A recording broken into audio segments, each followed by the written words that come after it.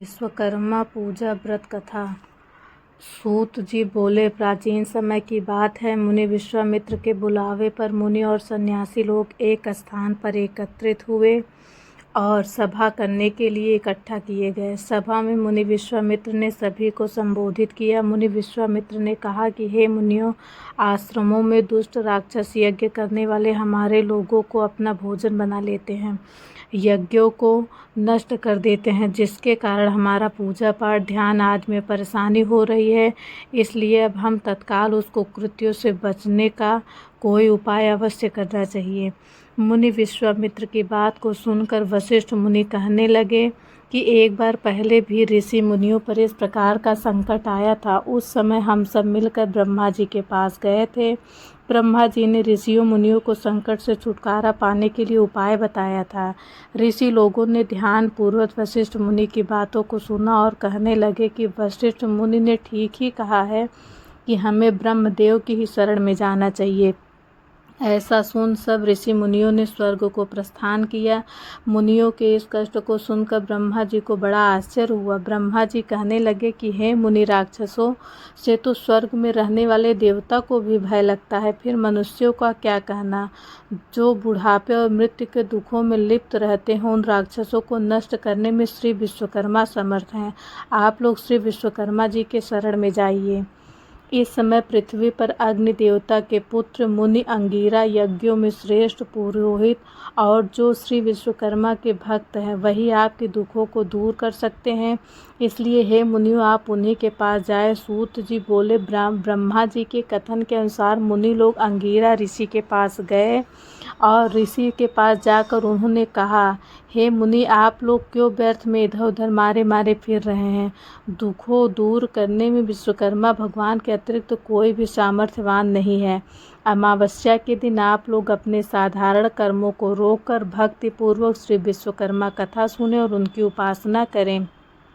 आपके सारे कष्टों को श्री विश्वकर्मा भगवान अवश्य दूर करेंगे। महर्षि अंगिरा की बातों को सुनकर सभी लोग अपने अपने आश्रमों में चले गए। उसके बाद अमावस्या के दिन मुनियों ने यज्ञ किया। यज्ञ में विश्वकर्मा भगवान का पूजा किया गया। श्री विश्वकर्मा कथा को सुना, जिसका परिणाम यह हुआ कि सारे राक्षस भस्म हो गए। यह विघ्नों से रहित हो गया, उनके सारे कष्ट दूर हो गए। जो मनुष्य भक्तिभाव से विष्णु भगवान की पूजा करता है, वह सुखों को।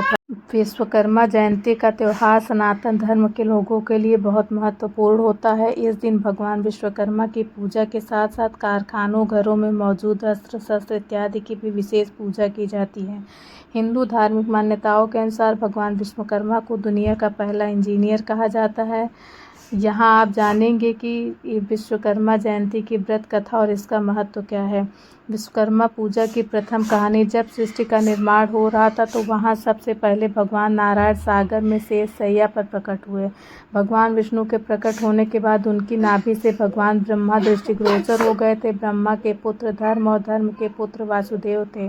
धार्मिक मान्यताओं के अनुसार वस्तु से उत्पन्न वास्तु सातवें पुत्र थे, जो शिल्प शास्त्र के ज्ञाता थे। आगे चलकर भगवान विश्वकर्मा भी वास्तुकला के अद्वितीय आचार्य बने।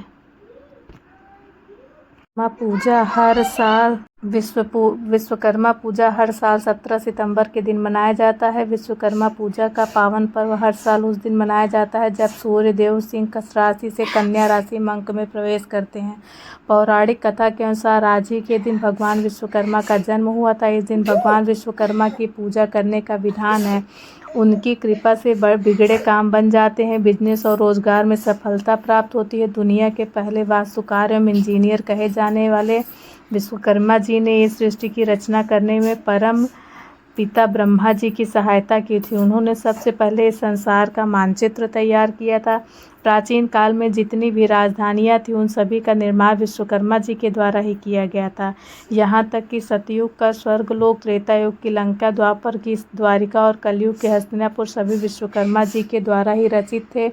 सुदामापुरी की रचना के बारे में भी यह कहा जाता है कि उसके निर्माता भी विश्वकर्मा भगवान ही थे। इससे यह पता चलता है कि धन्य धान की अभिलाषा करने वाले को भगवान विश्वकर्मा की पूजा अवश्य करनी चाहिए। विश्वकर्मा जी को देवताओं के शिल्पी के रूप में विशिष्ट स्थान प्राप्त है। भगवान विश्वकर्मा की एक पौराणिक कथा के अनुसार प्राचीन काल में काशी में रहने वाला एक रथकार अपनी पत्नी के साथ रहता था। वह अपने कार्य में निपुण तो था, लेकिन स्थान स्थान पर घूमने पर भी वह भोजन से अधिक धन प्राप्त नहीं कर पाता था।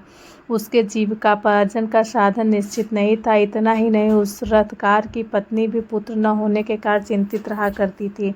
पुत्र प्राप्ति के लिए दोनों साधु और संतों के पास जाते थे, लेकिन उनकी यह इच्छा पूरी न हो सकी।